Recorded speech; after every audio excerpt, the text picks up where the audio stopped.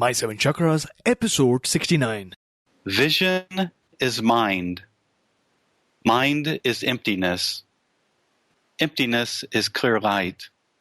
Clear light is union. Union is great bliss. The seven chakras, swirling vortices of energy, positioned throughout our body from the base of the spine to the crown of the head. For thousands of years, this ancient wisdom has been passed on from master to disciple. What are the functions of these energy centers? And could these chakras help you unlock your destiny and find your true purpose? Welcome to My Seven Chakras. And now, your host, Aditya Jai Kumar.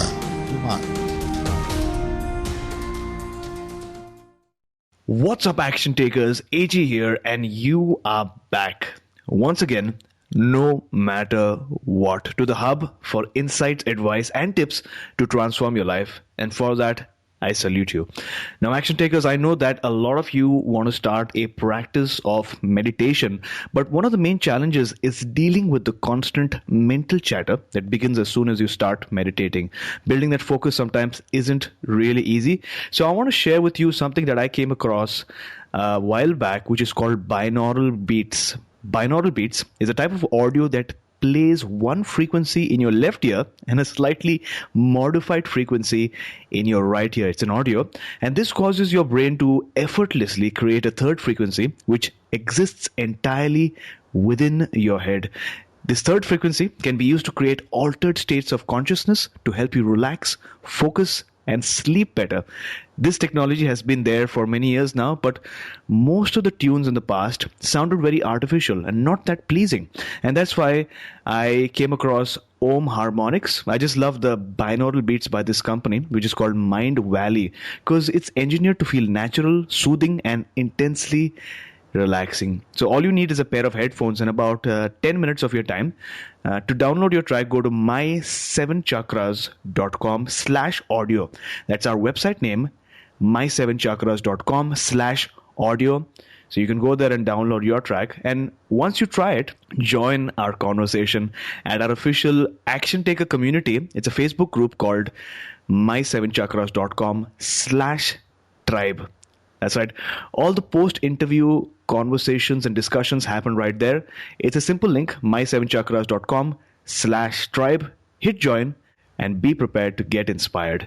And all right, today I am stoked to bring you our featured guest, Robert Waggoner. Robert, are you ready to inspire? Yes, I am, AJ. Let's go for it. Awesome. So Robert Waggoner wrote the acclaimed book, Lucid Dreaming, Gateway to the Inner Self, now in its 9th printing, and co-authored a book for beginners, Lucid Dreaming, Plain and Simple. A lucid dreamer since 1975, he teaches on this fascinating subject. So Robert, I've given our listeners a short intro, but tell us a bit more about yourself and fill in any gaps that I may have missed. Yes, so AJ, lucid dreaming is the scientifically accepted, scientifically validated experience of becoming consciously aware in the dream state. So you realize within a dream that you're dreaming. Mm-hmm. This is something I taught myself 40 years ago. The scientific evidence came out in 1980. And ever since then, I've been trying to help people to learn to realize within a dream that they're dreaming, because so much potential awaits them there. Mm-hmm. Well, thanks a lot for that intro, and I can't wait to learn more about lucid dreaming. But before that, we normally start off each show with an inspirational quote. So, Robert, what is your favorite inspirational quote? And give us one example of how you use this quote in your life. So this quote is from an 8th century Tibetan Buddhist teacher and practitioner of lucid dreaming. His name was Dawag Yaltsin, and it's called his fivefold teaching. And here it is. Vision is mind. Mind is emptiness. Emptiness is clear light. Clear light is union. Union is great bliss. And so the way that I use this is when I wake up in the morning, I remind myself that this waking dream, this waking reality is the creation of my mind, that it reflects back to me my beliefs and expectations, my focus and intent, my larger awareness. But all of it underneath, it rests on this interconnected oneness, this energetic emptiness, this clear light. And so that's how I start my day, and that's how I use this fivefold teaching in my life. I really love what you just said. Vision is mind, and then you ended with union is great bliss. And it's so true. Action takers, whatever you have around you, your version of reality is just a creation of the mind. And that's why it's so important to be mindful of what are the thoughts that you are having on a consistent basis, whether it's positive or whether it's negative. There's some deep belief within your subconscious that's creating those thoughts. So it's just mindful to take a step back and think about how you can use the power of your mind to manifest your reality. And we're going to get there sometime during the show as well. Now, Robert, you gave us a introduction into lucid dreaming, but how is that different from astral projection? Because I've heard about astral projection as well a lot. And how are they different? Right. So in a lucid dream, you realize within the dream that you're dreaming. For example, you might see something impossible like a flying elephant and think, wait a second, elephants don't fly. Oh, this must be a dream. And so you realize within a dream that you're dreaming. That's lucid dreaming. But now an out-of-body experience or astral projection, oftentimes this will happen as you're falling asleep. So you're at that in-between stage. You're falling asleep and suddenly you begin to hear this vibration and humming around your body, feel this energy, and then you realize that you're perceiving your bedroom from 5 feet above your body. An out-of-body experience or astral projection is different. It can happen during an accident too. If you're in a car accident and suddenly you're viewing everything from 20 feet above you.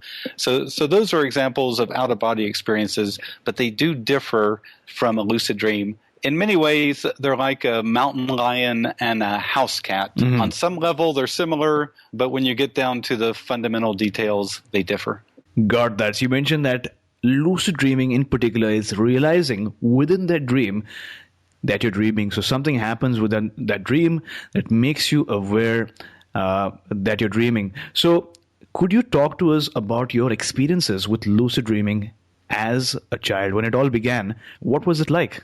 Yeah, for me, it was an interesting experience. In 1975, I was reading a book where a shamanic teacher told his student to become aware in his dreams by finding his hands.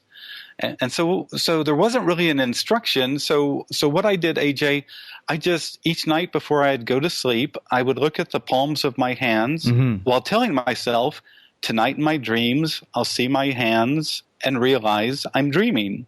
Tonight in my dreams, I'll see my hands and realize I'm dreaming. And I would look at the palms of my hands while telling myself that over and over for about 5 minutes, and then I'd be so sleepy I'd fall asleep. Mm-hmm. So on the third night of doing this, I'm walking through my high school hallway, and suddenly my hands pop right in front of my face, and I see my hands and realize, oh, this is a dream. Mm-hmm. I'm dreaming this. And at that moment, I realized that these people over there, they're dream figures, and that this wall that feels real and seems real is actually composed of dream stuff. And I went on to have an incredible lucid dream, and it just utterly blew my mind to realize within a dream that I was dreaming. So after that, I just began that simple practice and made it a part of my night routine. Mm-hmm. So you mentioned that you read a book where that shamanic teacher told a student to become aware of his dreams by looking at his palms. You tried the same thing for a few days, and on the third night, you actually were within a dream and you could see your palms right there. Now, what did you feel? What were your emotions and what were you feeling like at that moment? At that moment, what struck me is how easy it is to be deceived by the dream reality. Right. In so many of our dreams, we just accept whatever happens. So we run away from things, we make up stories, the car we're driving in suddenly becomes a bicycle, and we somehow explain it to ourselves. We lack that kind of critical awareness. But as soon as I saw my hands, I realized, oh, this is a dream. And I stepped outside of the high school hallway. I looked at the brick wall, and it began to shake. And I remembered reading in this book that you shouldn't look at anything steadily in a lucid dream. You should only look at things for a few seconds and then turn your eyes away. So in the book, it suggested to look back at your hands to stabilize the lucid dream. And so I looked back at my hands, but now what happened, I became a point of light that was floating within the palm prints of my hands. It was like the palm prints of my hands were like great canyons that I was floating through. Wow. And that was an incredible experience to realize that really at our very essence, we may be just fundamentally that, a point of light. And then I popped back to my original size, decided I wanted to go flying. I began to fly, but I got so excited that I woke up. And so that was my first experience with lucid dreaming, and in it were a lot of lessons, and it just showed me how easy it is to be deceived by waking reality and also by dreaming reality. And if you're going to work through that, you have to be much more mindful, much more aware. Mm-hmm. Now, one of my favorite movies was the movie Inception, and that movie really got everyone talking about dreams. And they also spoke about what is called a totem to tell whether you're dreaming or awake. So when you're within that dream, apart from the fact you mentioned have a look at your palm or make an effort to look at your palm, how does one get to know whether he or she is dreaming or not dreaming? Right. So that's an excellent question. So for us lucid dreamers, we have what we call reality checks. Mm-hmm. We want to be sure that we're in a lucid dream. And so a reality check might be, if I think I'm having a dream, I might see if I can levitate. If I can float off the ground, then I'm quite certain that I'm levitating. Mm-hmm. Or if I grab my finger and pull my finger and my finger starts to grow, then obviously I'm having a dream. And so we do these things to help us just confirm that, oh yes, this is a dream and this is a dream experience. And so that's what we call reality checks, and that's what we use to prove to ourselves that we're having a dream. Oftentimes it's totally self-evident, but sometimes you do have to check, and so you can do those kind of things. Mm-hmm. So there you go, action takers. I know that everyone dreams, but if you're within a dream, the next time you can do a reality check. If you can float off the ground, or if you grab your finger and it just extends and grows continuously, then you are definitely within a dream. And Robert, one of the challenges that I'm sure a lot of people face is that people dream, and when they wake up, they remember that they did dream, but they can't really remember the details. As soon as somebody asks them what happened in the dream, even I might be like, I did dream, but I just don't remember what exactly happened. So is there a tip that you can share with us to be more aware of the details and the vividity within that particular dream the past night? Right. So for everyone who's going to get on the lucid dreaming path, good dream recall is essential. Mm-hmm. So what I encourage people to think about every time they wake up, the first thing you have to think about was, what was I just dreaming? So instead of looking at your phone or getting up to get a glass of water or something like that, the first thing you have to think about, what was I just dreaming?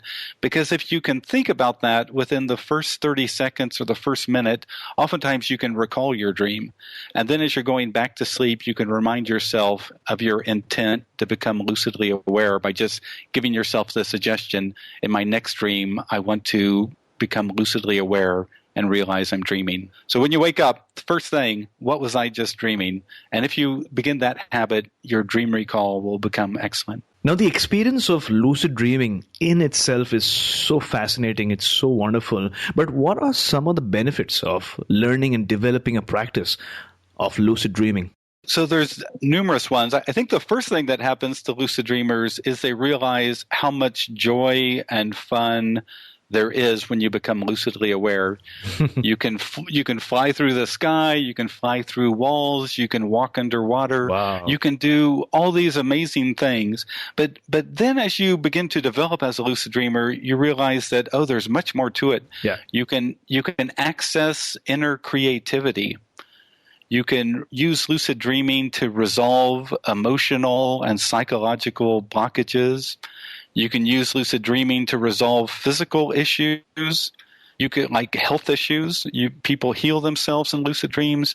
And finally, you can use lucid dreaming to explore the nature of awareness and even perform spiritual practices like meditating within a lucid dream. So there's all these things that you can do in lucid dreaming. It's a long journey, but it's a journey of heartful compassion for yourself and depth and understanding as you go deeper and deeper into lucid dreaming. Mm-hmm. Now, on this very topic, one of the concepts that is synonymous with dreams is the subconscious. Many times, childhood events or traumas get stuck so deep within our subconscious that we aren't even aware of it, and that might manifest in our adult lives in so many ways possible. So, can lucid dreaming help us get beyond our limiting beliefs? Yes, they can. Oftentimes in lucid dreams, we see the nature that these are just our beliefs and that they can be changed just like we change our clothing or something like that.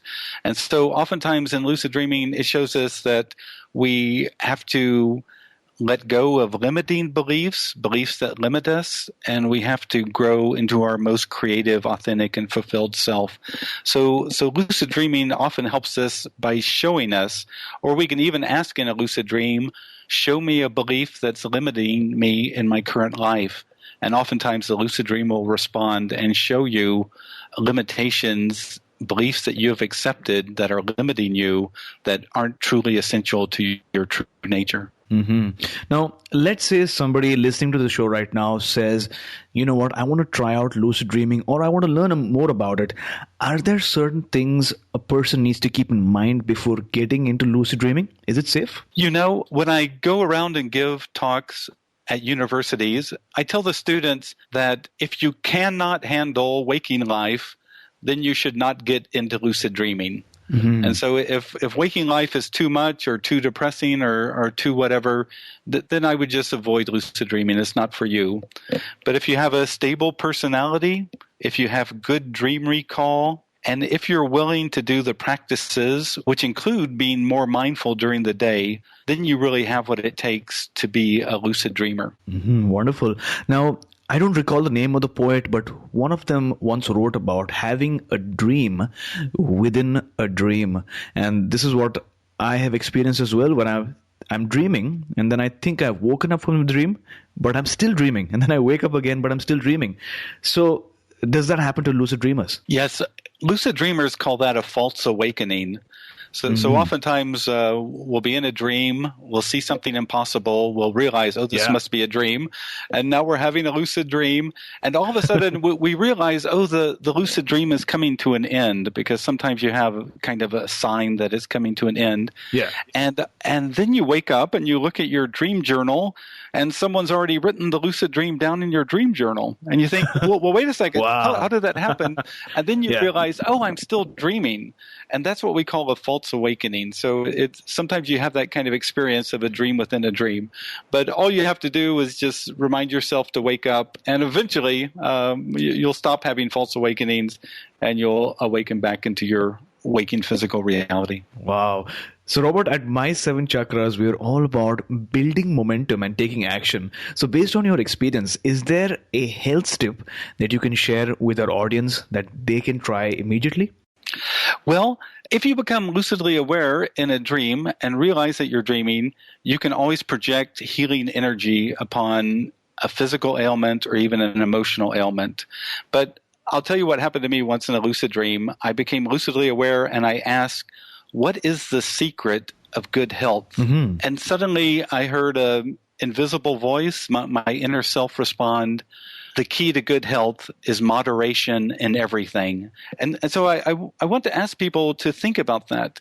If moderation is the key to good health, then think of practices in your daily life where you're not moderate. Do you allow your emotions to take control such that you become angry? If the key to good health is moderation, then I ask people to think about not letting their emotions get the best of them, to remain moderate.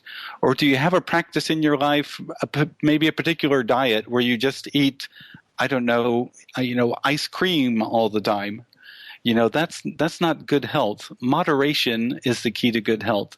It's looking at your life and trying to think of things that are overemphasized, and then all of a sudden realizing that, if I'm going to have good health in my life, I need to think of things in moderate terms and not get over-involved, over-identified with certain activities or certain diets or whatever. Mm-hmm.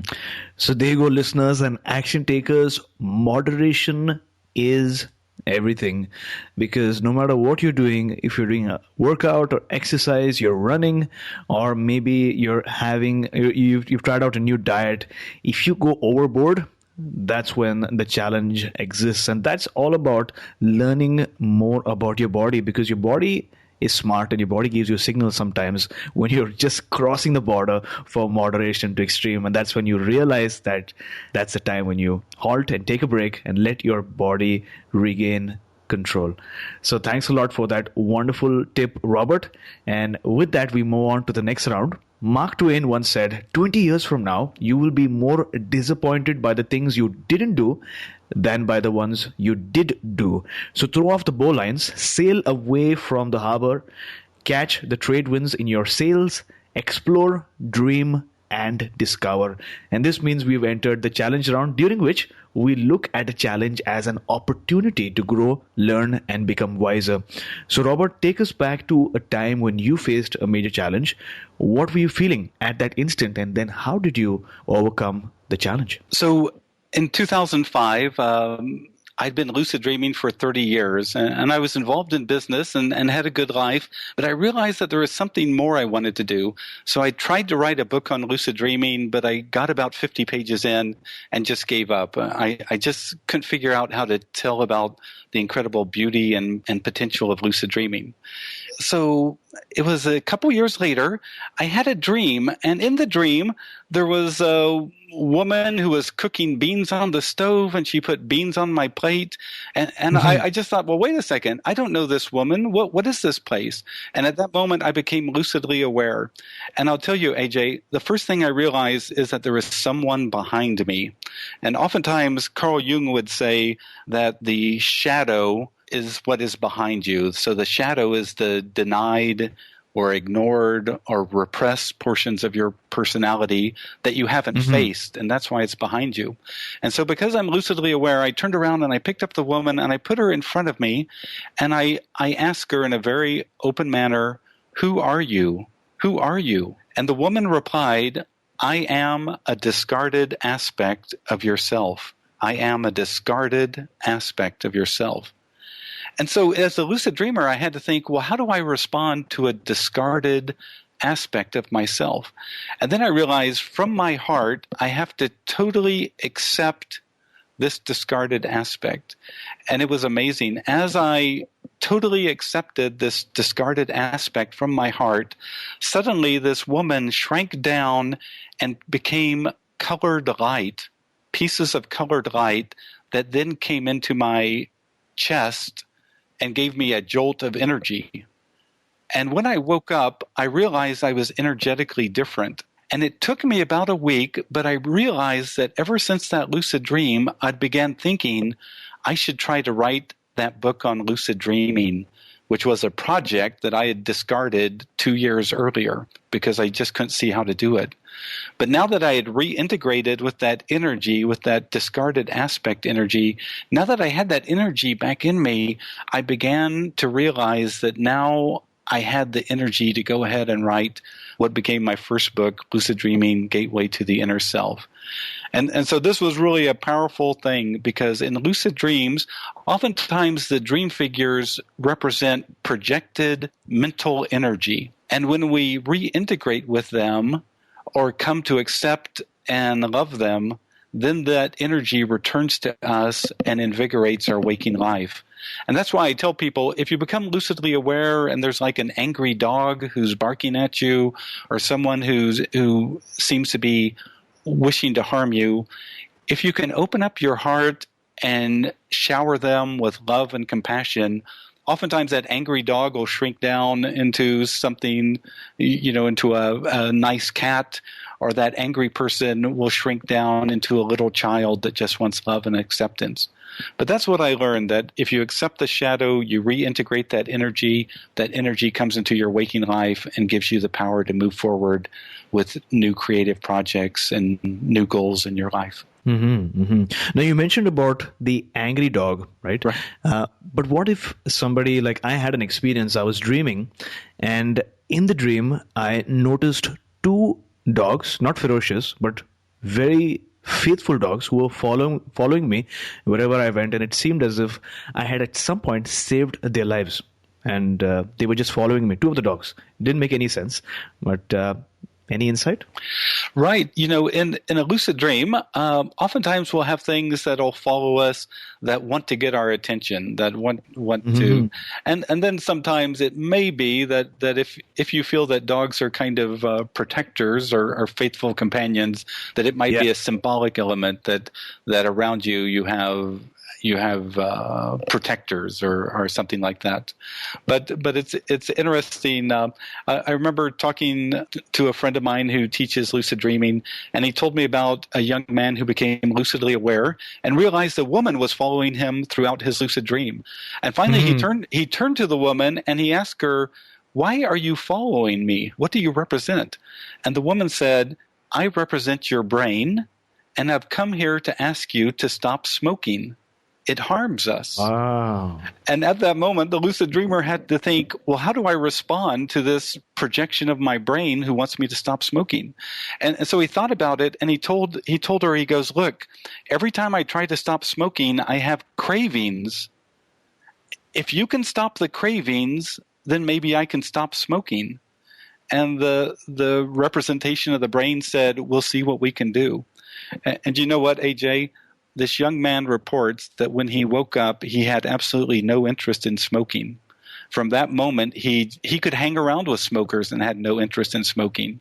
It was like some part of his brain had just shut down his interest in smoking. And I think that gives us an insight into how powerful lucid dreaming can be to change behavior, but we have to pay attention and become lucidly aware within the dream so we can have that kind of conversation with that dream figure. Mm-hmm. So there you go, listeners and action takers. That experience is magical, and that's one of the reasons why you should consider trying out or getting into lucid dreaming, because there are so many belief systems, so many habits that seem really difficult to change, but they are rooted deep within the subconscious. And if you have that alternate strategy, then it's as simple as just having that lucid dream, projecting your inner ego, yourself, and then changing, just having that paradigm shift like this person experienced.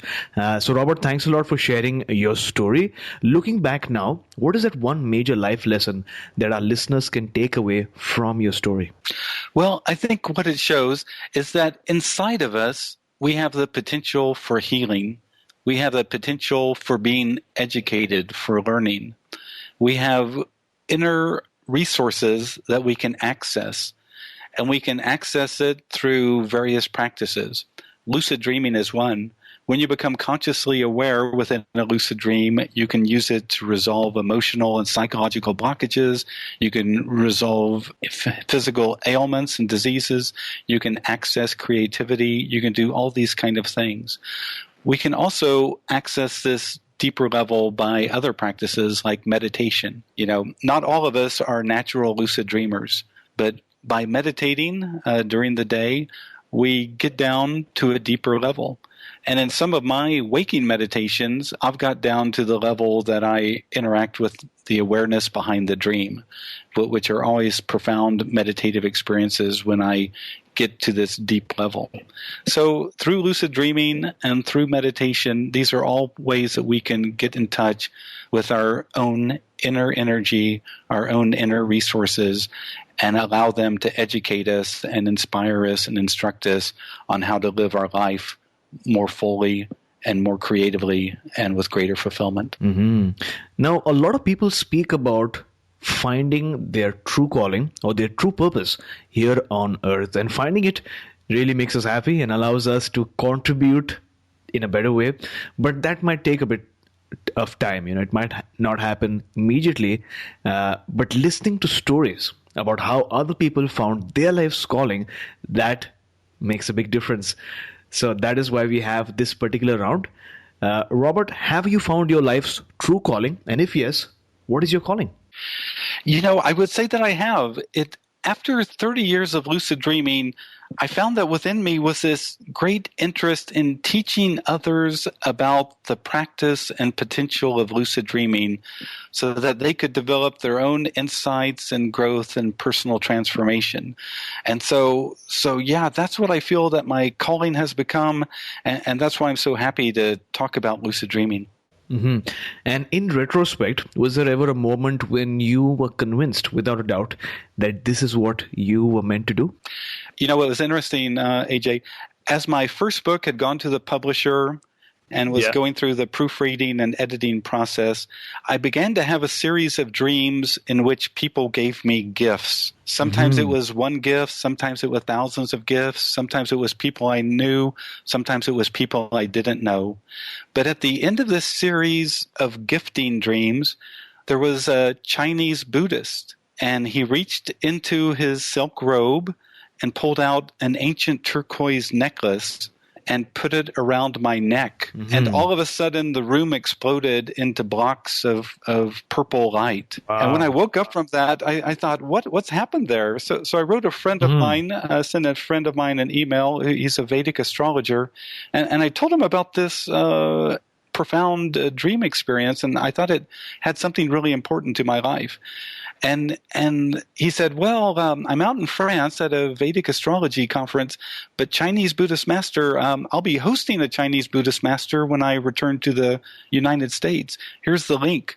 And I clicked on the link, and it was the face of the man who had put the ancient turquoise necklace around my neck. And you know what?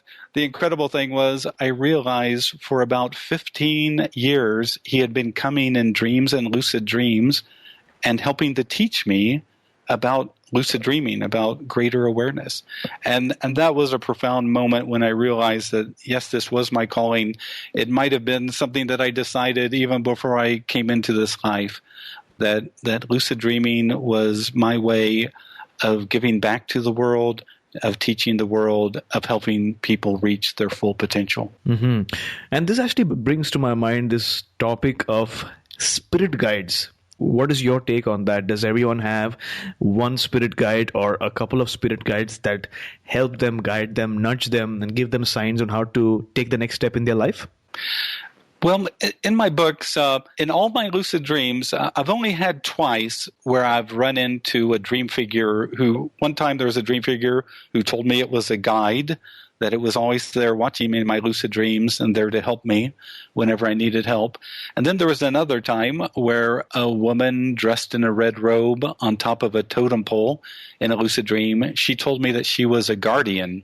Mm-hmm. And she put out her right hand, and on it was a little Buddhist figure that suddenly became this gentleman who I later met, who gave me the ancient turquoise necklace. So I have met a guide and a guardian, but here's what I do have a little bit of a concern about. I don't think in a lucid dream you should necessarily seek them out. I think you should wait until they come to you, because if you seek them out, then you'll just think out, my guardian must look like this or be like that. Yeah. And sometimes your guide or your guardian might not be anything like what you think it is. And so I would let it come to you and then see what happens. But one thing that everybody can do is this. When you become lucidly aware and you stabilize the lucid dream, you can just shout out to your inner awareness. Just ignore all the dream figures and shout out, "Hey, dream, show me something important for me to see." And oftentimes at that moment, the entire lucid dream will change, and now you'll be looking at something that's important for you, that's important for your greater growth and development. So there's always that awareness behind the dream. It's not visible, but in a lucid dream, you can interact with it, and it can tell you things as well and give you advice too. Now, this also brings to my mind one of the questions that one of our action takers had recently asked, and this was asked in our Facebook group. And what he asked was, what is your definition of consciousness? Because there are so many different definitions that are spoken about, and it becomes a difficult concept to really digest and understand. But what is your definition of consciousness? Well, as I see it, consciousness is an attribute of awareness. Mm-hmm. So think of that fivefold teaching of Dawa Gyaltsen. Vision is mind, mind is emptiness, emptiness is clear light is union, union is great bliss. When we get to that point of getting to union, of this non-dual state, of this experience of clear light within the light of awareness itself, that's when we realize that consciousness, this self-consciousness, this idea of a self, of a being, it's a creation, it's a construct. It's important, but at the same time, fundamentally beneath it all is this awareness, is this clear light, is awareness by awareness itself. So that's why I try to get across to people that consciousness is an attribute of awareness. But if you want to truly understand things, you have to let go of self-identity, let go of beliefs, expectations, focus, and intent, and in the final part of the lucid dreaming or dream yoga program is letting go of all of that to come to the source reality, the reality beyond this perceived reality. So consciousness is an attribute of awareness. Consciousness obviously is important, but fundamentally when you get to the ultimate, it's returning to that non-dual state of awareness, aware within awareness. Wonderfully put. And with that, we have finally arrived at the last portion of today's show, which is called the Wisdom Round. 4 questions that need 4 responses, just like in a rapid fire round. So are you ready? Yes. What is the best advice that you have ever received? I was reading a book, and in the book it said, your point of power is now. And I think that was the best advice I ever received. Because in that advice, I realized that some of us feel trapped by events in the past, or some of us feel very concerned about the future. But really, our point of power is right now. It's in this now. It's in this moment. And so whenever I begin to feel concerned about the future or caught up in past events, I remind myself that the point of power is now. It's only in this moment that I can do anything. And so my point of power is now. And so that's when I get present in this moment and engage my power. And so I don't give my power to the past. I don't give it to the future. The point of power is now. Name a personal habit that contributes to your well-being. So every morning when I wake up, I realize that I'm waking up into a waking dream. Mm-hmm. That this waking life is a reality creation. It connects to my beliefs and expectations, my focus, my intent, my will. It connects to all of that, and it connects to my larger self. But it's a reality creation. And that's what Maya originally meant. It means a creative transformation. I think what they were trying to say is it's mental energy being expressed into this outer environment. So every morning when I wake up, I remember that I'm waking into a waking dream, a waking reality creation, a waking mental construct. Mm-hmm. So, Robert, do you have a morning ritual? Well, when I wake up, first I try to write down my dreams because I see that these dreams are important. They're reflections of activity that's going on that I need to be aware of. Then often I'll say a mantra to remind myself of life as a reality creation, as a waking construct, and that inherently and ultimately there's this emptiness, this non-dual awareness that underlies it all. Then normally I'll brush my teeth and make breakfast for my wife and I, and then I'll read the paper because in the paper I see a reflection of our individual and collective reality together in the events that happen to us. And I remember a statement by a good writer, Jane Roberts. She said, "Honor the temporary because it is the face of the eternal." Name one book that has made a significant impact on your life. Oh, good grief. There's so many, but probably a book by Jane Roberts, who is a wonderful writer in America. And she wrote a book called The Nature of Personal Reality. And in that book, I've got so many insights into how our personal reality is created, how it's connected to our beliefs and expectations, our emotions, our focus, and how our larger awareness is also part of creating this reality we experience. But The Nature of Personal Reality by Jane Roberts was one of those books that really opened my eyes and helped me awaken as to what was going on. Mm-hmm. Well, thanks a lot for that. Action takers, in case you're driving or you weren't able to take down notes, visit my7chakras.com/69. That's mysevenchakras.com/69 to access the show notes. And make sure to share this episode with friends and family over social media as well.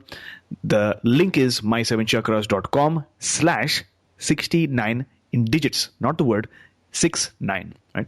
So, Robert, it was great to have you on our show today. Before you go, tell us one thing that you're really grateful for. Tell us the best way we can find you, and then we'll say goodbye. What I'm grateful for is this gift of awareness. We all exist as part of an interconnected oneness, and we can discover that as we go deeper and deeper into lucid dreaming, deeper and deeper into meditation. If you want to find out more about me and more about my work, please visit my book's website at lucidadvice.com. So that's one word, lucidadvice.com. And AJ, I want to thank you so much for this opportunity to talk to your audience. Thanks a lot, Robert.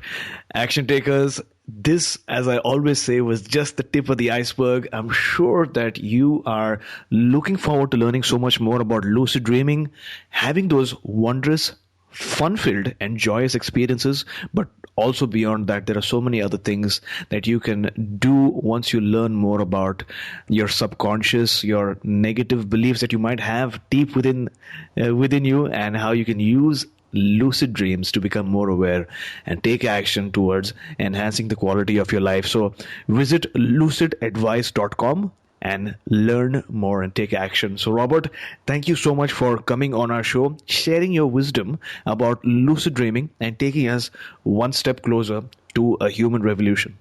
Thank you so much, AJ, and lucid wishes to all those who are listening. You were listening to My Seven Chakras. Go to mysevenchakras.com. Download your free gift, get inspired, and take action. Transform your life today.